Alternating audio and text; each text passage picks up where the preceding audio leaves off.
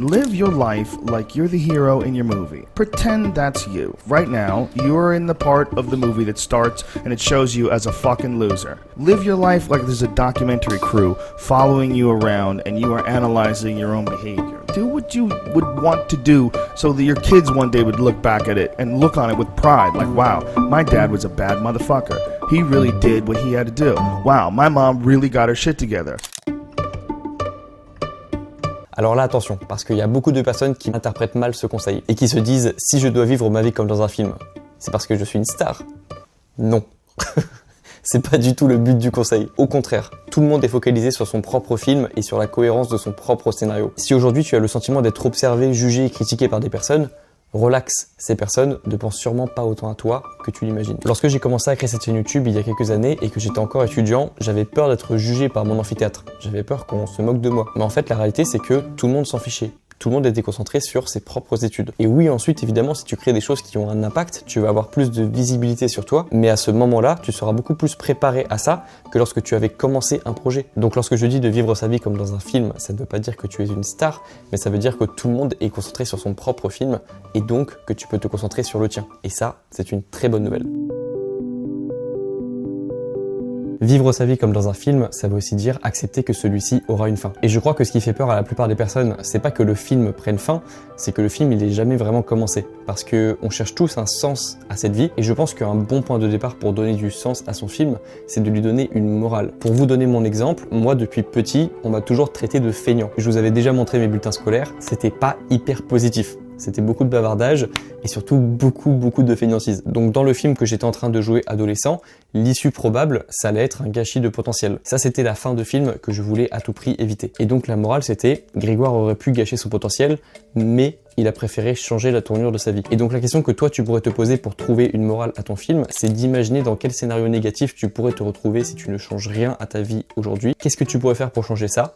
Faire cette chose et ensuite pouvoir dire, j'aurais pu finir comme si, mais j'ai fini comme ça. I love a success story, but even more than a success story, I like a dude who fucks his life up and then gets it back together again story. Those are my favorite stories.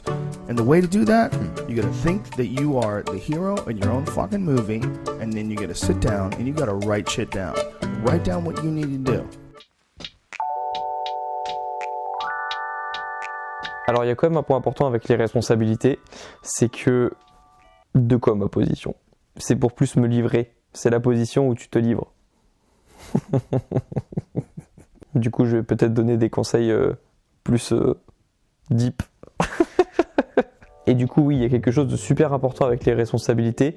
C'est le fameux équilibre entre le plaisir et les responsabilités. Parce que tu vas le remarquer dans les films, et surtout avec les super-héros, c'est pas toujours les personnes les plus joyeuses en fait. Parce qu'ils ont tellement de responsabilités, ils prennent tellement de choses personnellement, ils portent le poids de tellement de choses en même temps, qu'ils ont du mal à se détendre et même à être heureux et satisfait en fait. Mais pourtant on sait que les responsabilités elles donnent du sens et que quelqu'un qui n'en a pas du tout peut-être sera plus heureux et va plutôt aller vers les plaisirs et vers les distractions, mais il aura un vide au fond. Et ça c'est quelque chose qui touche beaucoup de personnes de ma génération et ça a un nom d'ailleurs, ça s'appelle le nihilisme. Bref, je pense que c'est pas le genre de vie qu'on a envie de vivre non plus. Je pense qu'on a tous envie d'avoir des responsabilités, mais de trouver des responsabilités qui vont nous donner envie de porter ce poids et pas d'avoir des responsabilités qui nous viennent d'en haut et qu'on assume dans un travail qui nous plaît pas. Et c'est pour ça qu'on a une mauvaise image des responsabilités, c'est parce que souvent c'est des responsabilités qu'on n'a pas l'impression de choisir.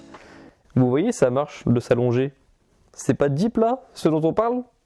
Alors, je pense quand même qu'il y a des personnes qui peuvent supporter plus de stress, plus de responsabilités que d'autres, et que ces personnes elles seront peut-être un petit peu moins heureuses, un petit peu moins insouciantes que d'autres, mais que finalement elles auront beaucoup de sens dans leur vie. Et on le voit, les personnes qui essaient de porter le poids du monde sur leurs épaules, c'est pas forcément les personnes les plus heureuses. Mais elles ont beaucoup d'énergie, et elles font beaucoup de choses, et elles ont pas de problème de sens, elles. Donc je dirais que c'est à toi de te poser la...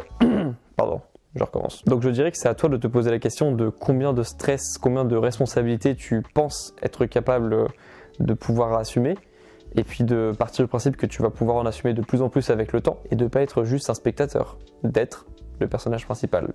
Ou d'être le héros de ton propre film.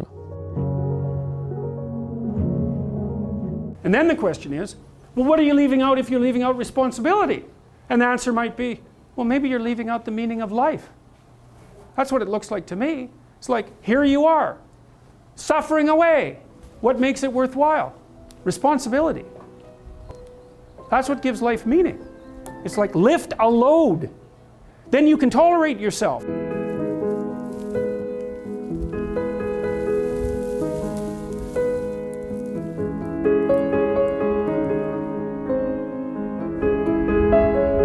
Je pense qu'une des choses les plus dures à faire lorsqu'on essaye de faire de sa vie un film, c'est de partir du principe que le film il sera pas parfait parce qu'il a sûrement déjà mal commencé. Il y a forcément des choses que l'on aimerait changer, des choses que l'on aurait aimé faire plus tôt, des choses que l'on aurait aimé ne pas faire du tout, ou même des personnes qu'on aurait aimé ne jamais rencontrer. C'est ça le plus dur, c'est de comprendre que ce qui fait pour l'instant le fait que notre film est nul à nos yeux, ça peut être ça qui va rendre notre film intéressant à voir ensuite. Et ça, je m'en suis rendu compte ces dernières années, c'est que plus tu tires sur une personne, plus tu cherches à la tirer vers le bas, plus tu vas lui donner une motivation infinie pour le reste de sa vie. Et forcément, il y a toujours un moment où c'est un petit peu compliqué, où soit la personne va casser, soit la personne va se renforcer. Et ce qui peut faire la différence dans ces moments-là hyper déterminants, c'est l'histoire que la personne se raconte. C'est comment est-ce qu'elle se voit elle-même.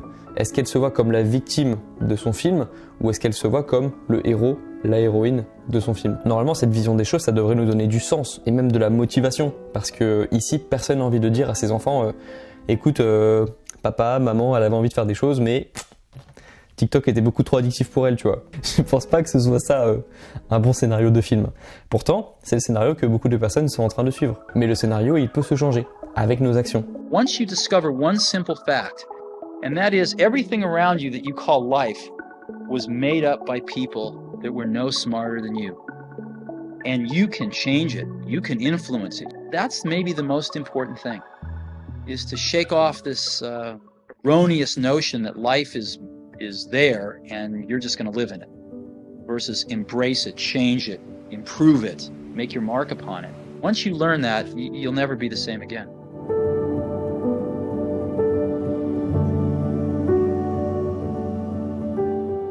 Et en fait, si je vous pousse tous à toujours prendre le maximum de responsabilités et essayer de devenir les héros de vos propres films, c'est parce que je sais réellement que c'est une vision qui nous donne du pouvoir. Parce que on a souvent le sentiment dans notre vie d'être les spectateurs de nos propres vies et que tout ce qui gravite autour de nous, on n'a pas forcément de contrôle dessus. Donc moi, ce que je vous invite à faire, c'est de considérer que vous avez déjà un rôle à jouer, qu'il y a forcément quelque chose que vous ferez mieux que les autres et qui pourra avoir un impact sur votre vie à vous, mais également sur la vie des autres, que vous pouvez faire quelque chose d'utile pour vous et pour les autres. Et la deuxième chose, c'est de ne pas partir du principe que vous êtes seul, que vous n'êtes jamais observé. Parce que déjà, vous êtes toujours observé par vous-même et par votre propre conscience. Plus vous allez vous sentir observé, plus vous serez responsabilisé et plus vous aurez le sentiment d'avoir des responsabilités, plus vous aurez du sens dans votre quotidien. Et plus vous allez faire des choses même quand vous n'avez pas envie de les faire, même lorsque vous avez peur de les faire, parce que vous savez que c'est votre devoir et que pour avoir un bon scénario à raconter dans les prochaines années à vos enfants, petits-enfants, amis, entourage, vous avez aujourd'hui quelque chose à faire. Et à ce moment-là, vous pourrez dire que vous êtes devenu le héros de votre propre film.